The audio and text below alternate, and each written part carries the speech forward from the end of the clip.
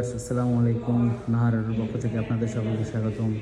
আজকে আপনাদের star Dodo original star Dodo গাড়ি দেখাবো।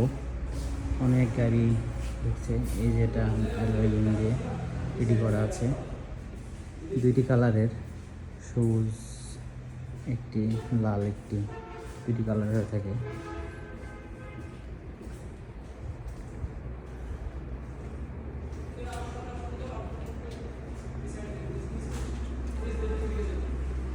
পাঁচ ব্যাটারির স্টার ডোডো গাড়ি।